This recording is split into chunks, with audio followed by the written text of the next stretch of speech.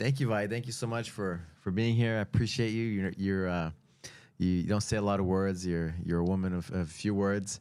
And Michelle, she's like, did you know about this about Vaia? Did you know about this?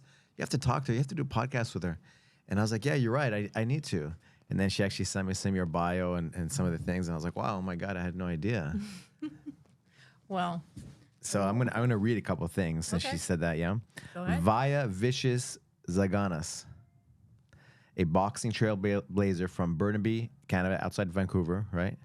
Is being inducted, or Vancouver, is being inducted into the 2025 International Women's Boxing Hall of Fame in recognition of her extraordinary career. As an amateur, she won multiple Canadian national titles, dominated international competitions, and became the first female to earn Canada's Rookie of the Year award for international performance. Turning professional, she moved to Las Vegas, where she became a multi-world champion, holding IFBA, NABF, and WBA titles, and amassed a 16-3 6 KO record, earning a reputation as one of the best pound-for-pound fighters. After retiring in 2008, she opened up her own boxing gym in Vancouver, training the next generation while also pursuing a successful career in the film industry as a stunt actor, actress, writer, and director. With over 120 credits in TV, film, and commercials. Vaia continues to break new ground both in and out of the ring. Her induction into the Hall of Fame cements her legacy as a true pioneer and inspiration in the sport.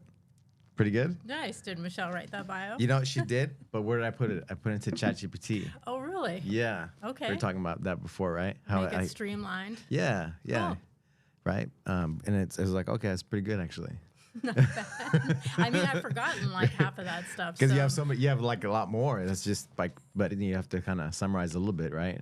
Right. For people. But, I like to move things forward, I like to keep it moving. I don't like, sit around thinking about what I did in the past. Yeah. You know, so it feels like the boxing was like a lifetime ago. Yeah. It literally feels like 100 years ago. Yeah. But then also like it was yesterday at the same time, if that makes any sense. Yeah. But yeah, so. It's awesome. Yeah. Thank you. Awesome. Thank you for having me, obviously. Yeah. We met at, we were trying to remember the movie that you're doing here. I don't remember what the movie was. It was a short film. It was for a thesis for a film school. And I remember, yeah, we did a night shoot, so nobody was here. But I did meet you at some point. Yeah, yeah. You came and talked to me. He's like, you did jiu-jitsu before, but you wanted to start again. But every time you start, you would get injured, right? Mm-hmm. So I did have my blue belt already, I think. And I mean, I love the art of jiu-jitsu. I think jiu-jitsu is amazing. And I actually, before I did boxing, I was doing jiu-jitsu and mixed martial arts. That's how I started. And then I was competing in kickboxing, and I started cross-training in boxing. And that's when I transitioned over to boxing. But I actually started in mixed martial arts. Wow. Lesser I remember watching you move. You were in the ring, and I remember like watching you. I was like, "Wow, you look like an athlete. You look like like a fighter." And I was like, and then I found out later on that your background in boxing and all the things that you did. Mm-hmm. So yeah. So you started MMA first, and then that's how you found boxing. I did, because to gain an advantage in kickboxing, I started cross training at a boxing gym. And it was just like out of the movies. It was like Rocky. It was like this dingy, dirty, dark, super worst part of town. In Vancouver? Yes. And people think, oh, Canada's so clean and it's so nice and there's no bad parts. Trust me when I tell you, they got a Skid Row, and that's where my boxing gym was. Okay? You had to go through the basement of a beer and wine store. Beer and wine store. It was connected to a hotel that had hourly rates, and they were regularly pulling dead bodies out of there. Okay, and then people selling all types of services outside the front. And so you'd go through those people, you'd go down to the basement. I mean, they stacked the empties in there, and that's where the boxing gym was. So I went to a clean, nice martial arts gym like you have, okay? That's where I trained full time up until my coach suggested, because I was competing in kickboxing. He said, you'll gain a huge advantage if you go down to the boxing gym and start boxing a couple times a week. Your hands will get so good, you'll have a big advantage. So I took that advice and I started going to that gym, which is a totally different world, okay? And it was one of those gyms that was a free-for-all, okay? Everybody's just beating the shit out of each other. There was very little instruction, but, you know, it weeded out who could hang and who couldn't. Interesting, right? Rocky 3, Rocky, Mr. T's training in a gym like that, and that's what makes boxers tough, right? Those kinds of environments. Mm-hmm. It's like rats, and then Rocky's training in a nice, fancy gym, right? Mm-hmm. I had both of those worlds because, you know, my martial arts club was like that, and then it was like the complete opposite, the boxing gym. Yeah. So did you grow up in Vancouver? Is that where you're from? I did. And then, so how did you turn pro, or I guess you started fighting amateur first, right? Yes. So I started fighting amateur, and I was on the Canadian national team. Oh, wow. So we traveled. So I said, like, Michelle keeps saying, like, did you know about this? Did you know about that? I was like, no, I had no idea. Because you don't say a lot of words, right? I mean, warriors don't go around advertising what they can do, right? But you have so much history. You've done so much. Mm-hmm. I mean, you're being inducted into the Hall of Fame. It's really, you know, I mean, whatever, you know, it's a thing, but you've done so much. So anyway, I mean, it's great to talk about. I'm grateful for it, but you know, I'm kind of moving on. Yeah. You know, as far as to answer your question, so I was on the national team. So I traveled with Team Canada to tournaments around the country. I always wanted to turn pro, and I always wanted to live in the States. That was like a for sure thing that I had my mindset on, mostly because my style as a boxer favored more of an amateur style, and my mindset favored more of living in the States. I can expand on that if you want. Yeah. But eventually, you know, after I'd been on the Canadian national team for a while, I kind of wanted to move to the States, even though I wasn't ready to turn pro yet, just because I needed the sparring partners, and I needed to be around better people. I was limited where I was. So I did go to the National Team Training Center. In U.S., it's like Colorado Springs, right, where they have the National Training Center? They do, but I actually went to Vegas because there was just so many in Canada, people. where's that at? It's up north in Ontario. Oh, okay. So it was really shitty. I'm allowed to swear, right? Yeah. It was really shitty. So apparently they used to have the National Team Training Center in Montreal, which we all know is a big city with like lots of clubs and bars and things to do. Yeah. So they used to have Fun city, right? Yeah. So they used to have the National Team Training Center in Montreal. Well, everybody was getting in trouble. So too many distractions. What could happen? Boxers and alcohol. Not necessarily for the girls. The girls' team was very different from the guys' team. The guys' team, I guess, couldn't keep themselves under control.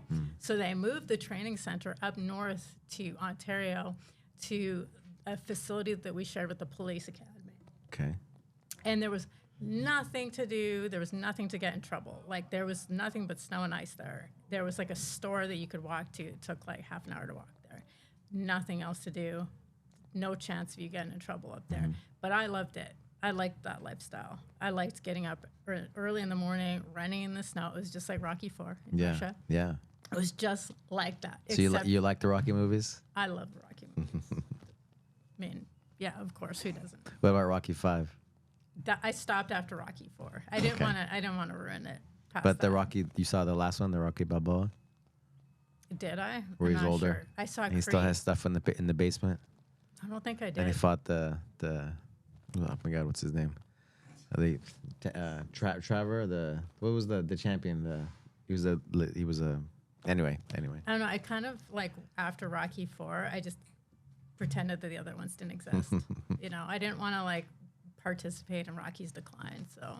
That's a whole podcast on its own, talking about the Rockies. I watched the Rocky Balboa Legacy they had on the plane one time. Oh, yeah. Yeah. And actually, right, all the Rockies, only the 5th he didn't direct. Sylvester Stallone.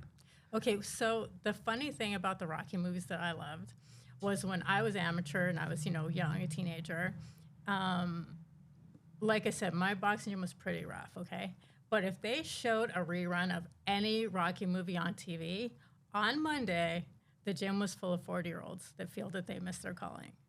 It was like a totally different environment. And it would just get people so motivated watching the Rocky movies. And then they'd get the shit kicked out of them. And then they'd leave, until they would rerun a Rocky movie 6 months later. We'd get the same thing. But very influential films. Man, Timeless, right? The guy who started the Creed movies, right? The like his dad, I guess, used to put it before games, before they would play games. He'd play a Rocky part, a Rocky movie, to motivate him and his teammates. It's the best. My favorite, I love the training sequence in Rocky 4 like when they're in Russia. But the only thing you'll notice is like he doesn't actually box. He's just like lifting shit and he's running. But like, okay, there's like no actual boxing going on here. Just KGB agents following him in the snow. It's a movie. Come on. I know, right? But the music adds to it too. Yeah. You know. They have the training montage, video from that. Okay, going back to your boxing and the amateur. Okay. Where were we at? Well, I kind of skipped to, moving to the States and turning pro. But did you want to go back to amateur days? Well, yeah, we were talking about you going to the national team, then they moved the facility to that smaller town, right? To the police academy. Yeah, so they really didn't, in Canada, they don't put a lot of money into sports. So we weren't there full time. But it's like fight culture, right? Like people love fighting up there. It seems like. Not as much as here. It was a totally different environment. It's not funded like it is here. It's maybe. not funded. That is one big misconception. And it's not even funded here, right? Compared to like Russia or some of these other countries. Let me tell you something. Compared to even to the States, we had no funding. And that was a big misconception because when I was boxing, when I was on the amateur team, Canada was the strongest female team. And so, but I remember we went to a tournament in Finland. We were in Finland and Sweden for 2 weeks, and we went to a tournament. And this is going to segue into another story of why I wanted to move to the States so bad. I'm going to tell the whole thing. Yeah. Okay, so we're representing our country, okay? At the time, this was the biggest international tournament for women. They gave me a men's uniform. They gave us all men's uniforms. So I'm small. I was fighting in a 106-pound weight class, the smallest weight class. My shorts went below my knees. And it's, shorts and a tank top. The waistband was like this wide, okay? It went all the way from like under my bust down to my hips. And the shorts went below my knees. And I had this big tank top. And so I said to our team manager, who was the head of Boxing Canada at the time, I said, hey, can I get like a uniform that fits? This is like a men's uniform. His response was, well, can't you sew? Don't you know how to sew? I'm like, hello, I'm on the national team here. I should have we should all have uniforms that fit us. Yeah. And then but then you're seeing third world countries like rocking like full head to toe like Adidas gear. Yeah. And I'm like, why are we like the strongest country, but like Ethiopia has better uniforms than us? So. Yeah, we had no funding. Those are like early days too, right? Boxing, female boxing wasn't really. I remember seeing the first female boxing match. I think it was an undercard of maybe a Mike Tyson fight or something in the 90s, right? Yes, that was Christy Martin. Christy Martin. I think that was in the 90s, but at the time, amateur boxing was a lot more common for women than professional boxing. So we had a solid team. There was solid amateur boxing for women going on. So you have to qualify for the team. Yeah. There's a national tournament. Every year, nationals, and then if you won that, you got on the team. Then we would travel to tournaments. Like world championships and pans or whatever there is. What is some of the major ones? Now there's Pan American Games, Commonwealth Games. There's, for Canada, the Olympics. I was never eligible for the Olympics because they didn't have my weight class. They only have the bigger weight classes in the Olympics. I don't know why, but at the time there was the biggest tournament in North America. There was two. There was the National Blue and Gold that took place here in LA, and there was the women's national Golden Gloves.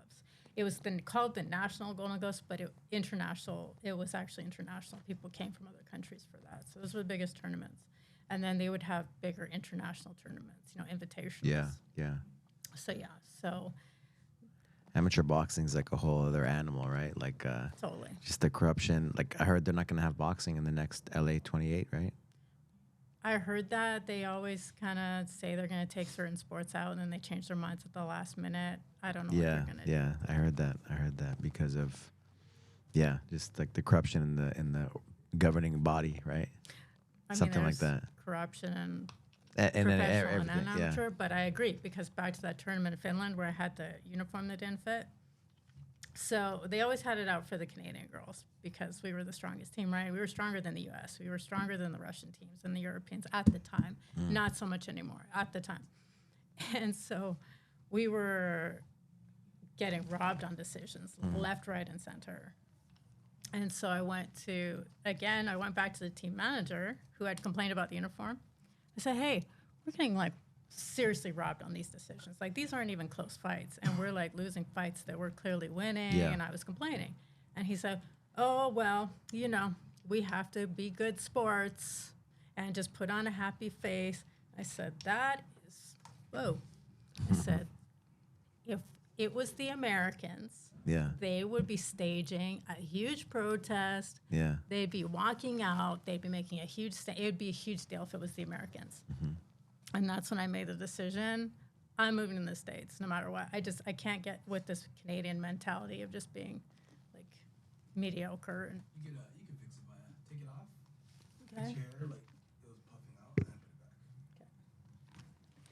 I got you. And I lost my train of thought. Is this going to be edited? Yeah. Don't worry. No worries. Yeah. It's authentic, real conversation, you know. Well, thank you That's- for that's looking part out of for it. my hair because that's really important to me. Is it better now? Okay, cool. I'm like, I don't think about those things at all. I'm looking at everything here. I can see everything. I would have watched this. I'd be like, Kevin, why didn't you say anything about my hair? Oh man, what was I gonna say? I remember we're talking about the amateur stuff, right? So, was it Roy Jones Jr.'s match in Korea? Yeah, that was just And he was fighting so the Korean guy, egregious. and he completely dominated the guy, and then they basically paid off or whatever they did. They robbed him of his gold medal. Yeah, there was some it was agreed upon before he even went in the ring that they were going to take it away, and you could see like Roy Jones on the stand. Like, You dedicate your life to, it's like He it's was a like- brutal sport. He was like this. He was so just And what did they say to you? Just smile and yeah. be happy. Be a good sport. Be a good Be a good sport. I'm all about being a good sport. I mean, Oh my God! you know what I mean? But not when it's like a highway robbery. Man, that was surreal. And then I saw this last year and the Paris, right, that they're gonna take out boxing out of the Olympics, the amateur boxing, right? There's obviously it's amateur, but yeah. So and then I you have those memories and those things that actually happens, like a lot Absolutely. or more than it should, right? Yeah, it was just another layer of obstacle when I was boxing because I never boxed at home. We always went other places for tournaments. Yeah, I never had the hometown advantage. yeah. And then I can't even imagine, right? Like U.S., right? We have clout, right, and more clout and things like that. But Canada probably nothing, right? Like, Yeah. no, like just shut up and Pretty go away. It's just a totally different mentality down Yeah. there. I mean, up there. Up there. Yeah, they're just. This is a totally general statement. Okay, this is completely a general statement. People are just so accepting of mediocrity up there. And if anybody has ambition, if anybody has like big ideas or big goals, everybody comes in with antagonism and negativity. And I don't find that here. I feel like if you come up with if I come and I tell you, hey, I want to be the world's greatest pastry chef, you'll be like, that's cool, that's awesome. Keep me updated. My cousin's a pastry chef. I'll introduce you. If I was up there, I'd be like, I want to be the world's greatest pastry chef. I'd be like, that's dumb. That's a stupid idea. You won't make any money. Blah blah blah. That's one of the things about LA I think is really special. I shared like a reel the other day because people, they hate on LA, this and that. We're moving out because of this and that. It's a place where you come to dream and you chase your dreams. And Absolutely. I love that. People, they're big dreamers and they move here for their dreams. It's a place that some it works out, some it doesn't, but you're in that space, right? Where you can 100%. create and make things happen.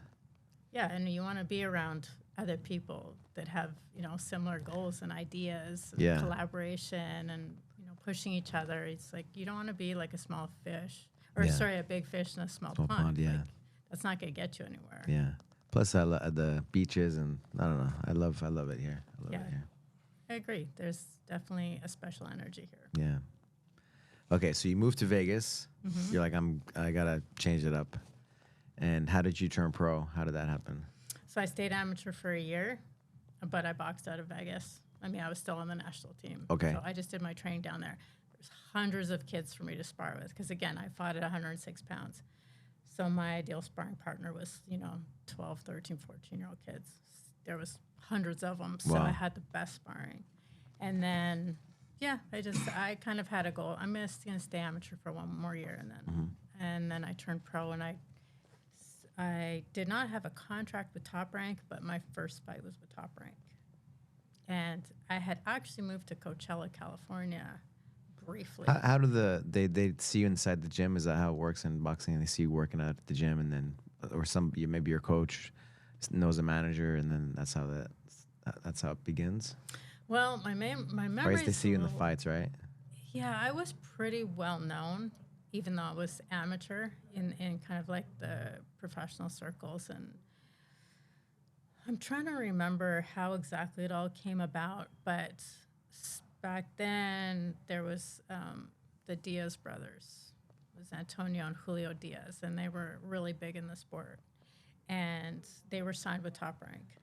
Gotcha. And their coach, Lee Espinosa, was really hailed as like one of the best coaches in the country.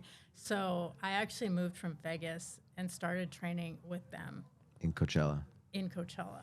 And I just kind of went along with them to Top Rank, put me on their first card.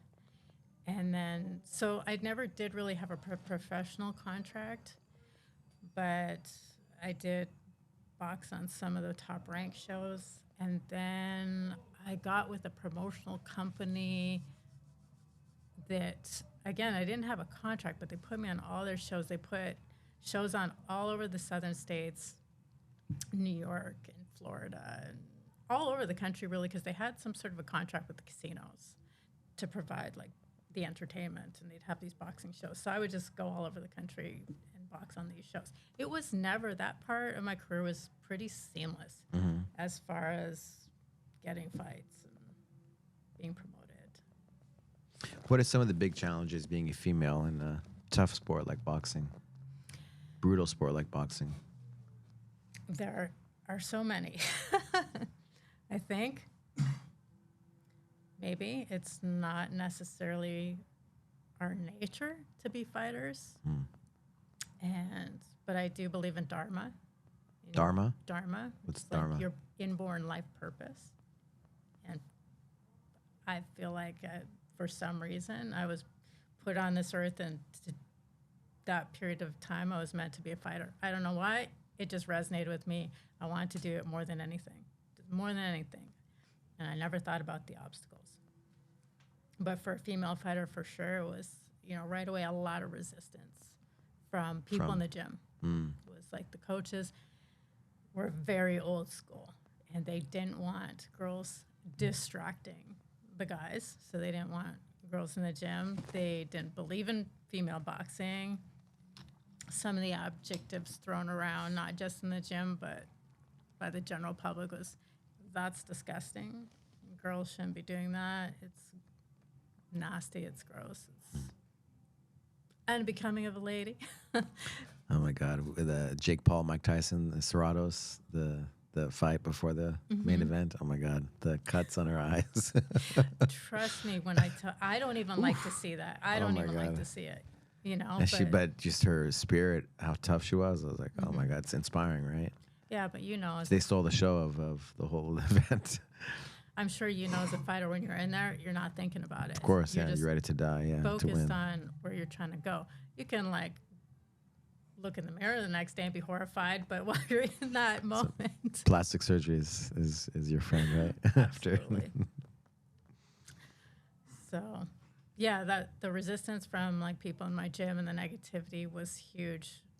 What about your family? My mom loves sports, and she actually liked boxing, and so she wasn't, and she also did judo when she was a kid, so she loves martial arts, and she liked boxing. And then my dad kind of just thought it was weird, but at that point, he was kind of used to me doing things that are a little against the grain. But then when I was winning and bringing home trophies and I was in the newspaper, I was getting all this attention. Then all of a sudden he thought it was the greatest thing in the world. So what sports did you play when you were a kid or do? gymnastics was my huge sport. I competed in gymnastics when I was a kid up until like I was a teenager. Okay. So I love gymnastics. In fact, I had way worse injuries doing gymnastics than I ever did from martial arts and from boxing. So, you know, I landed on my head and landed on my neck, landed on my crotch, all kinds of stuff. So gymnastics can be pretty brutal. I competed in track and field, and I loved swimming, and I loved climbing trees and jumping off cliffs and doing tricks on my skateboard and my bike and all that stuff. I mean, I just love all types of sports. Yeah. But gymnastics was my big sport before I got into martial arts. It's the best background you can have, right, for anything. Really? Yeah. Say like if you're, as a kid, right, like martial arts, but then also doing gymnastics, right? Besides that, gymnastics. So because you learn your body, right? Absolutely, air awareness. Mm-hmm. Yeah. So then you start fighting pro, and then you start getting fights, and you start building up your record. And what's the next I guess milestone or big thing that happened? So I guess at that point I kind of hit a dead end. You know, I fought pretty regularly. Where do you go next? Yeah, so I fought pretty regularly as a professional, and I won most of my fights, and I won a couple world titles.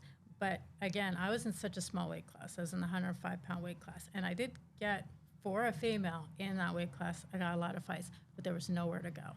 Okay, there was no huge fights for me. It's not like, you know, Muhammad Ali wouldn't be Muhammad Ali if he didn't have Joe Frazier. Right, he didn't right, have right. George Foreman. Right. You know, if they didn't have these big fights, these big epic fights, something to aspire to, then, you know, you need two to tango, right? Yeah. So there was nobody in my weight class that was a name or that there was any excitement. Funny enough, I actually did as an amateur. You had some good rivals. I had some good rivalries in the amateurs.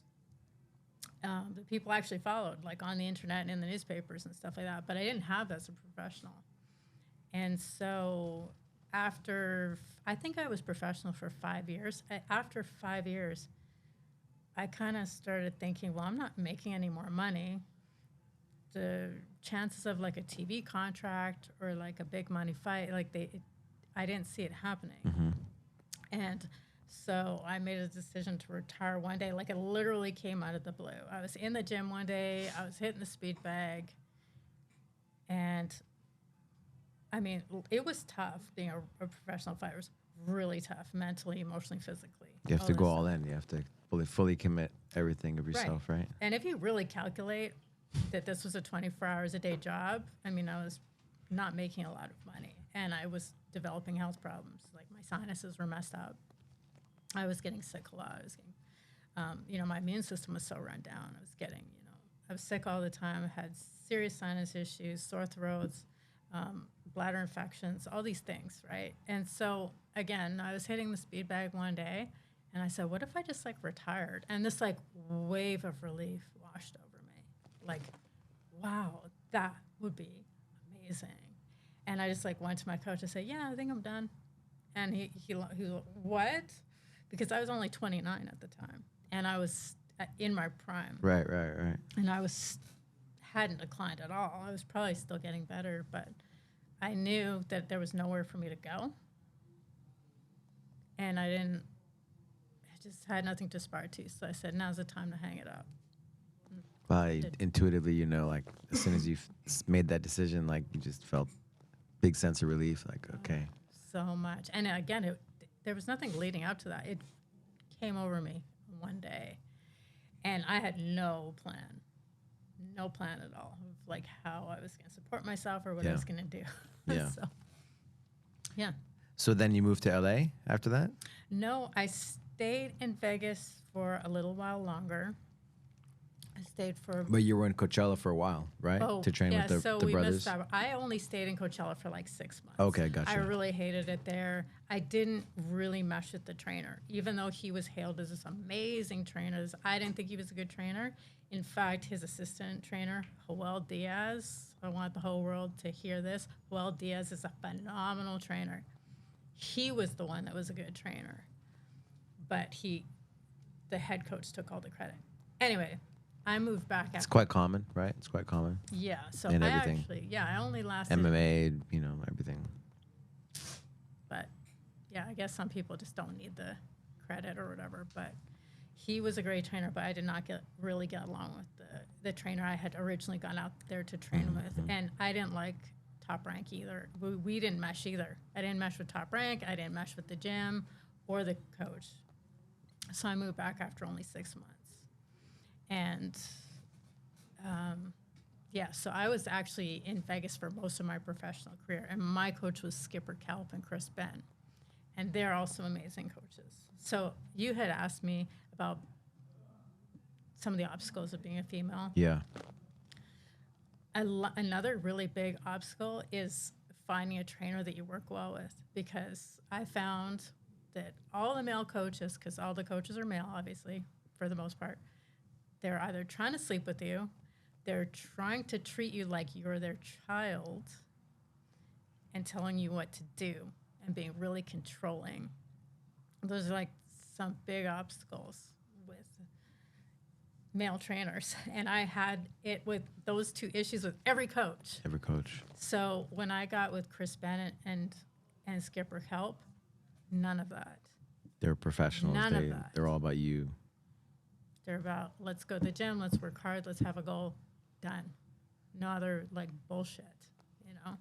So I stayed with them for the rest of my boxing career until I retired.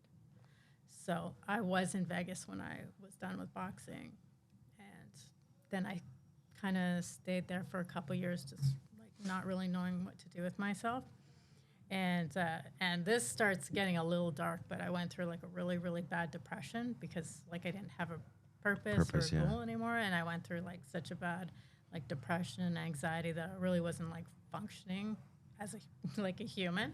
So like my dad had to like literally come down to Vegas and take me back to Canada because like he would keep buying me plane tickets and I wouldn't get on the plane. Like that's how depressed I was. I wouldn't like get out of bed.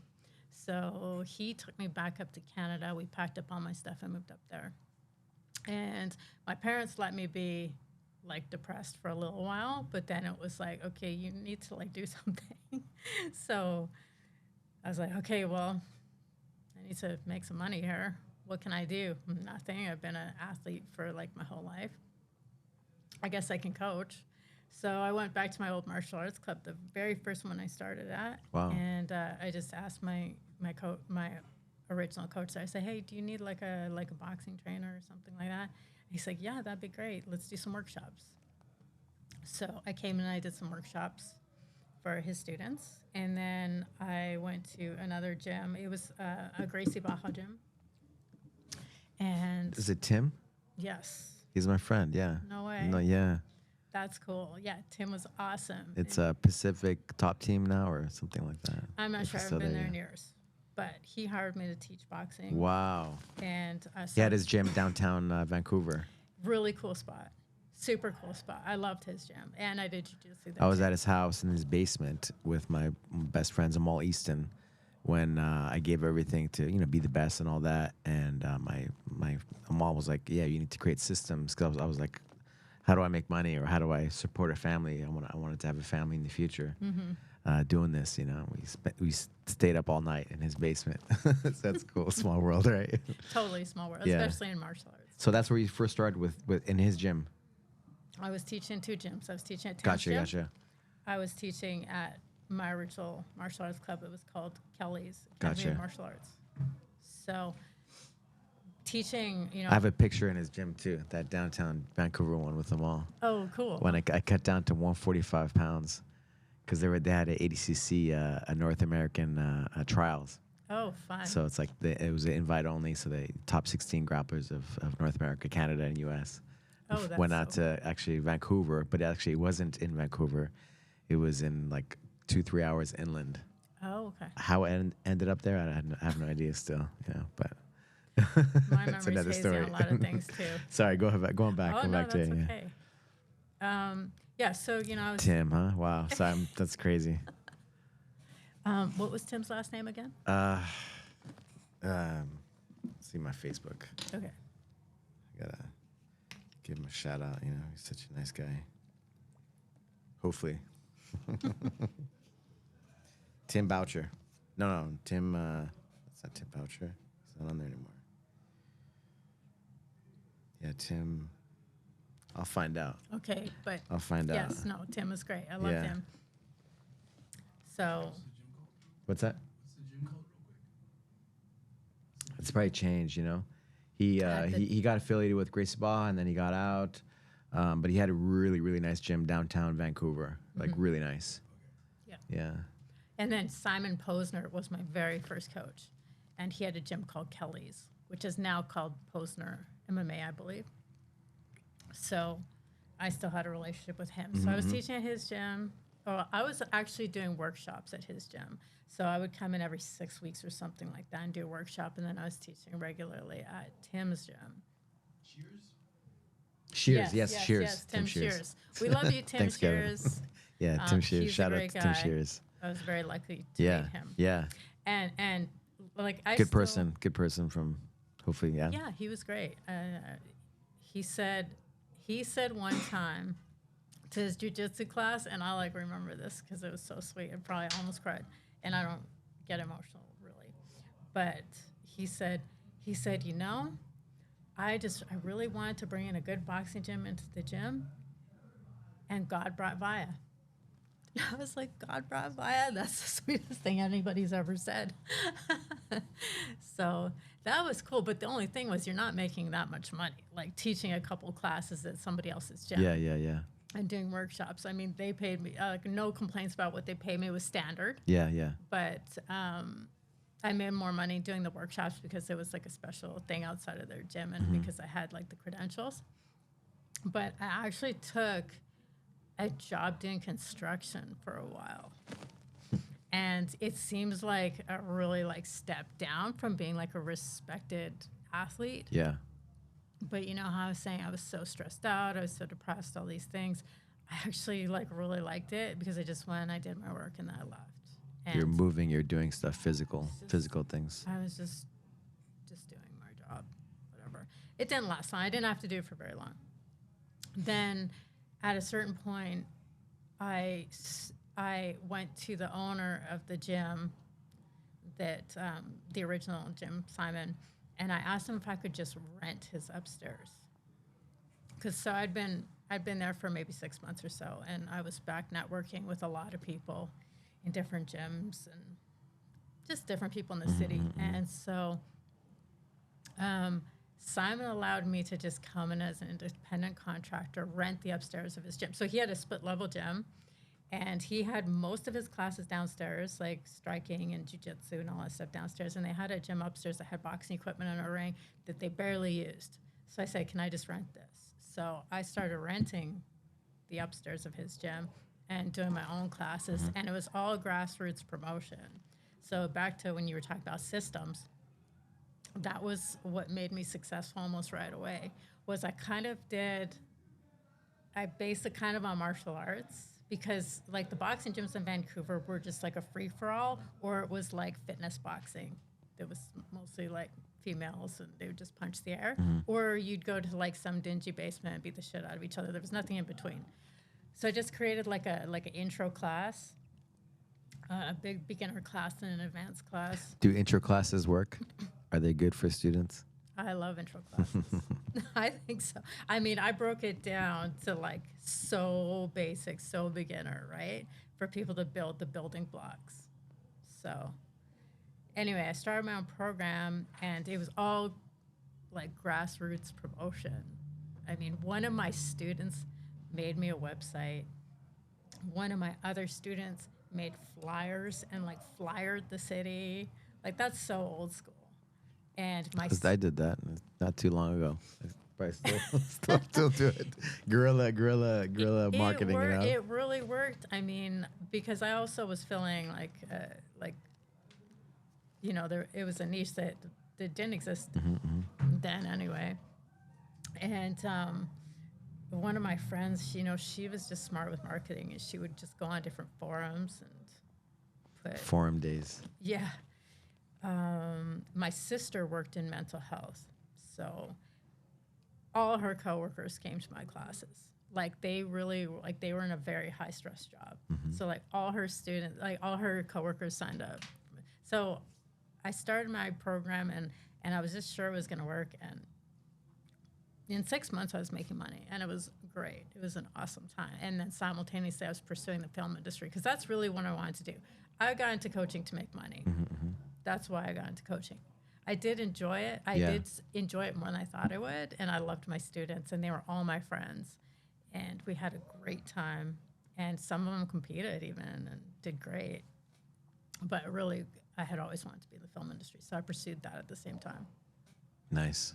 Nice. And then how did you go from Vancouver to, or what was the next step, moving away from the gym and all that and getting more into the film? So Stunt work and things like that. I stayed in Vancouver for 2 years, and it was great. It was I got out of my depression, and I really started pursuing what I'd wanted to pursue like my whole life.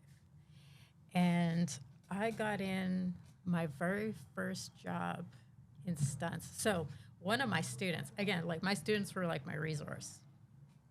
One of my students was an actor, and I really wanted to do stunts, but he told me how to become an actor. So he said, he sat me down. We went for coffee. He said, and he wrote on a piece of paper. He said, go get headshots from this photographer and go take acting classes with this person and hit up these agents and read these books. And like I just got a list and I just like followed the list. So Like an athlete, like a professional athlete. exactly. I need a game plan. I really need a game plan. I need like real structure. I love structure. I need structure. So I did everything he said. I got an agent. I was auditioning. Then I met another student who did stunts, not full time, but he was on he knew more about the business. He gave me the production list of all the shows that we're shooting in Vancouver. He said, just send your picture to all these people and make up a resume. So I went online, I copied somebody's resume, my sizes took up half the page, and my special skills took up half the page, and my contact info. That's all I had on my resume. I had never done a job before. So I mailed it out to everybody, and he's like, just so you know, it could take you years to get your first job. It's really competitive. It took me like 6 years to get a job. I sent those out. I got a phone call like a week later, and they needed, for this movie, this was in 2009, they needed a Hispanic-looking girl to like jump out of the way of a Lamborghini that's speeding down the street. And because there wasn't a lot of Hispanic, I'm not Hispanic, but What's your? I remember when I first met you. What's your ethnicity? Because Vaia, like even Vaia, right? Could you say your ethnicity? so I just did my DNA test recently. I mean, my dad's from Greece. My dad is an immigrant from Greece. So I know on my dad's side I was Greek. And then my mom is Scandinavian, Ukrainian, Russian. Okay. So my mom's very like blonde, blue-eyed. And even when we did our DNA test, my dad had some Russian in him too. So he was like 75% Greek, 5% Italian, like 10% Russian. Okay. So my DNA test shows I'm mostly Russian and Greek. But yeah, because of my look, because the scene was taking place in Mexico, I got a job right away. I got into union right away. But then, this was 2009. In 2010, they hosted the Olympics in Vancouver. That's right. So all filming shut down. And then the Canadian dollar shot up really high. So there was no reason to go to Vancouver to film anything. So I got The movie industry dried up. Done. as soon as I got my first job. So after 2 years, and I want to maintain my green card that I so diligently worked to get and spent lots of money to get, I moved down to LA. And it was hard for me to leave my gym. I did love my gym. I loved my students. But I felt like I was a little too young to just be a full-time coach. Yeah. So that's the story. Yeah. And so you're in LA. How has LA treated you? Been to you? Well, like we were saying earlier, I love LA. I love the energy of LA. I think it's a beautiful city, despite what anybody says. Yeah. The traffic, it's expensive, it's this or that. It's like I immediately had lots of friends. I was doing a lot of training with different people and pursuing. I love the pursuit of the industry. I did feel like I kind of had to start at the beginning all over again, but I always liked the challenge, and I had something to work for. As long as I have a goal or something that I'm focused on, I'm usually able to block out like the challenges that are going on, because I've had tons of them. Like, you have no idea. Yeah. Well, what were some of the challenges in LA when you moved to LA? I definitely finances. I mean, I did well up in Canada with my gym, but I didn't have like a ton of savings or anything. When I came here, I had to still get into the union here. Okay. Because the union didn't transfer over. It's different. So I did like extra work, which pays practically nothing. And again, I used to be a professional athlete. I used to have people lining up to get pictures with me, get autographs with me, sending me fan mail. And here I am working for like minimum wage on a movie set, as an extra. It's very humbling, but I had a goal, so I was able to bite it. You told me about working construction, right? For that, whatever that was, that those months, Mm-hmm. Being a professional athlete, being, the cream of the crop. Do you think that helped you kind of be a little more, like, I guess, humble, or just kind of, move on? Just that period? I think I just needed a mental break. Okay. And if I could just go to work and just paint this wall and nobody's bothering me, and I don't have to worry about the No stress. distractions. No distractions, no stress. Then I just needed that mental break in my life. Like, sometimes we just need a mental break. Yeah. Yeah, athletes and stuff. Like, that's why you just go away and do nothing and do something else. Do some other sport, so you don't have expectations or whatever. Right. Extra thoughts, right? That mess you up. Yeah, Can mess you up. Don't have to have people talking about me on the internet. I don't have to have people constantly ask me, when are you fighting, blah, blah, blah, blah, blah. And, what's next for you, all that stuff. I just was over it at that point. Yeah. I see you always riding horses and doing that. How did that come about? Man, it was so interesting. I had a friend who announced to me one day. She said, "Yeah, I got a horse." And I was like, "What?" Because in my mind, I was like, I thought that you had to be like really wealthy to have a horse. You kind of do, but you can either be really wealthy or you can be like really broke. But anyway, she got a horse, and Because of the horse. Yeah, they are not cheap. Okay, like. So I'm sure, especially in LA, right? yeah, it's not cheap. But so I was very intrigued. I was like, wow, you have a horse. That is amazing. I said, I've always wanted to learn how to ride a horse. So I've never been on a horse. I don't think maybe I'd pet a horse before, but I'd never been on a horse. This was like, I started as an adult. I never grew up riding horses. I'd never been around horses. The idea didn't even occur to me.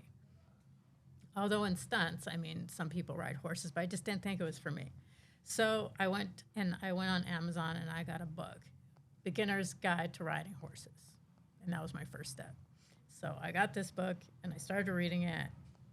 And so I got some knowledge from the book. And again, the structure thing, right? Yeah. Don't move ahead too fast.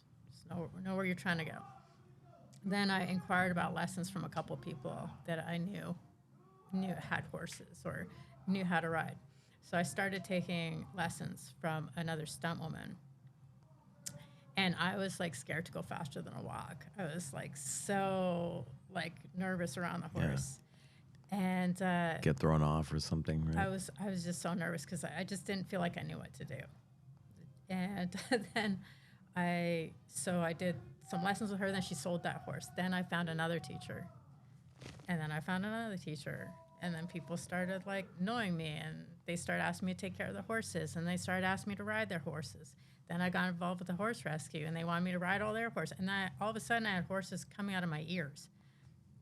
And then through another interesting series of events, I met my horse that I ended up adopting, who I actually, if you wanted to get into supernatural things, I actually saw her in advance before I adopted her.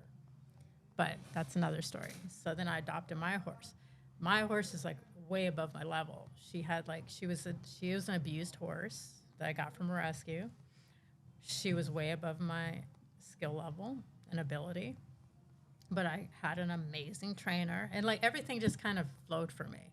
You know, I found an amazing trainer who taught me as a rider, trained my horse, and then I just started getting more into like, it became like my meditation. So on Saturday nights, I generally watch the UFC every week.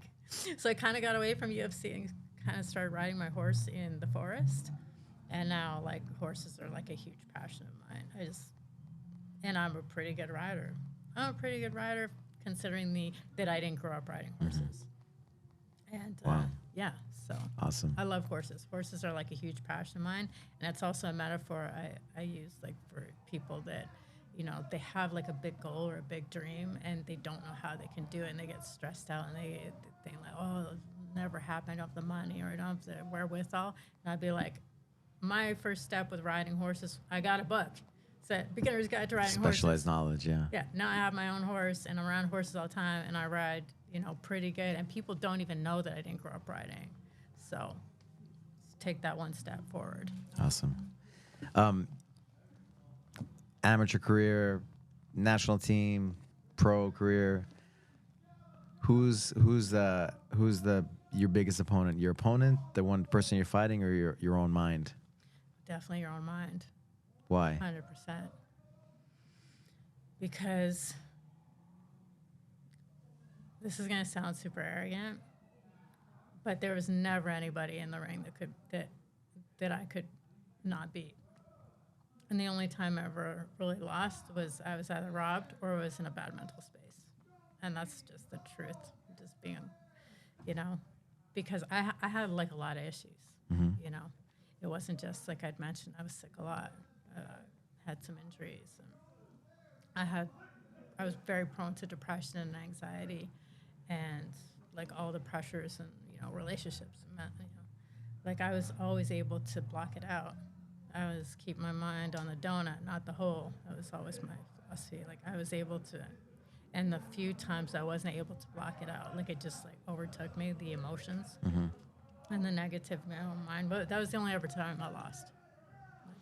What tips do you have for getting your mindset strong, to be the best in the world? Well, you have to have your vision. You have to be just Know what you want. So consumed Your by clear your vision. goal. This is what I would have done differently if I had the knowledge. Okay, is that I would just block out all the negative thoughts, and How do you do that? you just focus on your goal. Like you're What you want. Keep 100% focus. But this is what I would do differently, because that stuff is still there though, and that's why I fell into such a bad depression and so much anxiety when I retired, because I never processed any of those emotions. And this is over a period of like 10 years that I was a full-time boxer, and I just kept my mind on the goal, always on the goal, and blocked out all that stuff.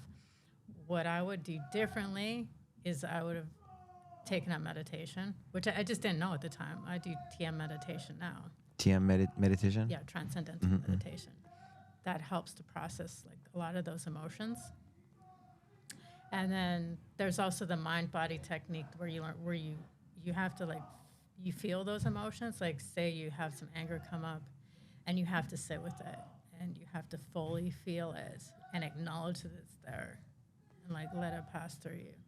Because if you just like hold it in, then it's still gonna come out a back door, right? So for me, I held it in like my whole life, and then all of a sudden it like all came crashing down. So I never processed any of that stuff. I didn't acknowledge it.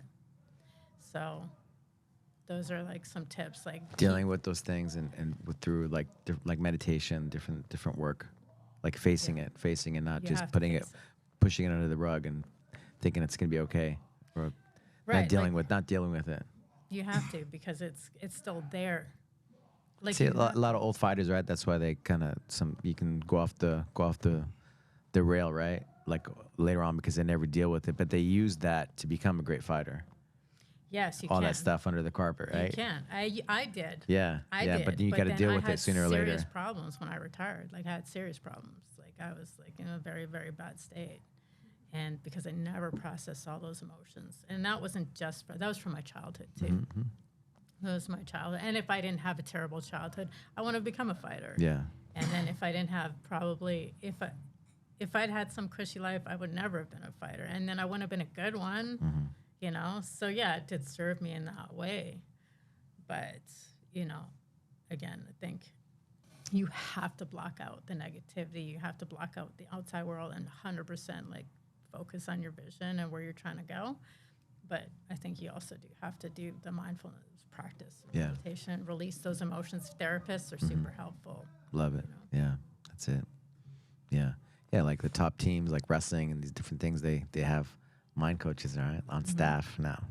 Yeah. And that's actually the difference maker, right? And the Olympic teams, right, they have that now. I mean, I use visualization, and I had a plan. Like when I was training, I made my own plan. It'd be like I'd do my visualization in the morning, then I'd do my running, then I'd have my afternoon practice, and You then do I'd your watch visualization in the morning tapes. Morning and night. before you go to bed. Mm-hmm. First thing in the morning when I wake up. Last thing before I went to bed. I did that for a year before I won my first nationals. And well, all my big fights, I always used visualization. I was very diligent with that. But I was diligent with everything. I was very disciplined. I was super disciplined. Where did that discipline come from? I think it was just I think it was a personality trait that came from like wanting control. This is what I've learned. Wanting control of your life. From like, you know, if you want like amateur psychology, right? Is like people like me that grew up with like a lot of stress in the household and a lot of like fear. I think being rigid and disciplined is somehow in a way to like maintain, like feel in control. Yeah. So I think that's where that came from. But again, it served me, right? It really served me. There was nobody more disciplined than me. So. Yeah, nice. What makes a great coach great? I think what makes a great coach great is having a vision also and Having a clear goal, right? having clear goals, but also being able to adapt to each student's psychology because everybody has different psychology. You know, I found that with my students, you know.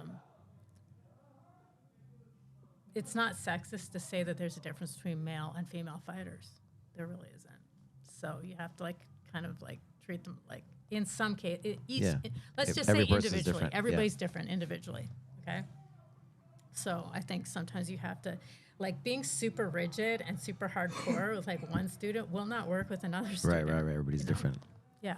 I generally was a pretty soft-spoken coach, and I wasn't like you know, yelling and screaming and like trying to get people motivated all the time.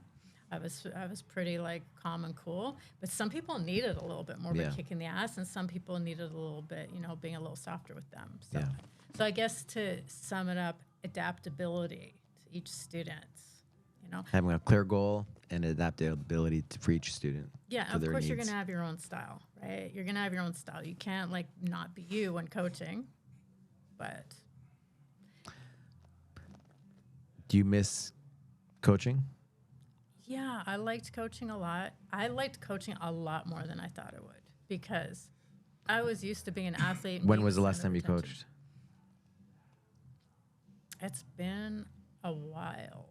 I sometimes train actors to do like. But not having a little group and community. Yeah, no, I haven't had that. Would you be open to teaching a class?